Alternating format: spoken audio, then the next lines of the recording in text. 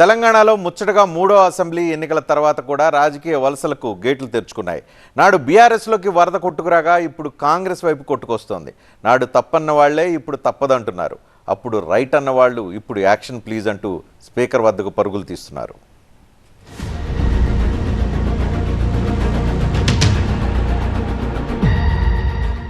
గేట్లు తెరిచారు. Gate open అయింది మిత్రమా. పొద్దున గేట్ ఓపెన్ చేసి ఒక్క గేట్ తెరిచిన. వలసల వరద కూడా మొదలైంది. 2014లో హైదరాబాద్లోని తలసాని శ్రీనివాస్ యాదవ్ రూపంలో వలసలకు బీఆర్ఎస్ శ్రీకారం చుడితే ఇప్పుడు అదే హైదరాబాద్ మహానగరంలో ఖైరతాబాద్ నుంచి దానం నాగేందర్ రూపంలో కాంగ్రెస్లోకి జంపింగ్స్ మొదలయ్యాయి. దానం నాగేందర్పై అనర్హత వేటు వేయాలంటూ బీఆర్ఎస్ నేతలు స్పీకర్కు ఫిర్యాదు చేశారు. జంపింగ్స్ విషయంలో బీఆర్ఎస్ తప్పు చేస్తే మీరు కూడా అదే పొరపాటు చేస్తారా అంటూ ప్రశ్నించారు మాజీ ఎంపీ వినోద్.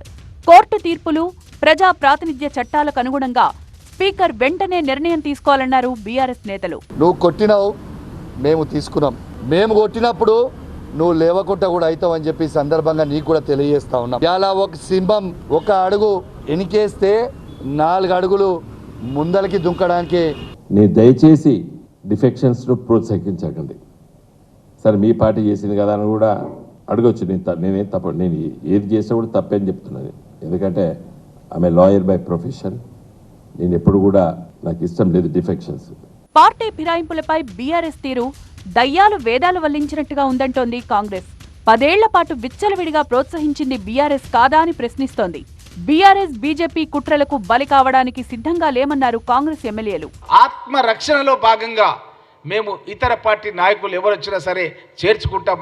ఎందుకంటే గతంలో మీరు చేర్చుకున్నారు, మా పార్టీని మీరు పడగొడతామని చెప్తున్నారు కాబట్టి తప్పకుండా మేము చేర్చుకుంటామన్న విషయాన్ని కూడా స్పష్టంగా తెలియజేస్తున్నాం. మరోవైపు బీఎస్పీ పార్టీకి రాజీనామా చేసిన ఆర్ఎస్ ప్రవీణ్ కుమార్ బీఆర్ఎస్ లో చేరారు.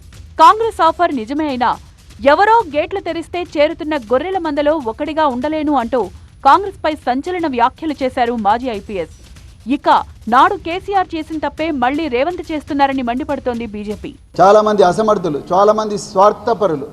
సో వాళ్ళందరూ కూడా ఆ గేట్ల గొర్రెల మంది ఎలాగ వస్తున్నారు. ఆ గొర్రెల మందిలో ప్రవీణ్ కుమార్ ఒకడు కాలేదు. ప్రభుత్వాన్ని సుస్థిరం చేసుకోవడానికే వలసలను ప్రోత్సహిస్తున్నామని నాడు బీఆర్ఎస్ చెప్పింది. ఇప్పుడు కాంగ్రెస్ కూడా అదే నినాదంతో ఫిరాయింపులకు శ్రీకారం చుట్టింది. మరి పార్లమెంట్లో ఈ వలసల ప్రభావం ఉంటుందా?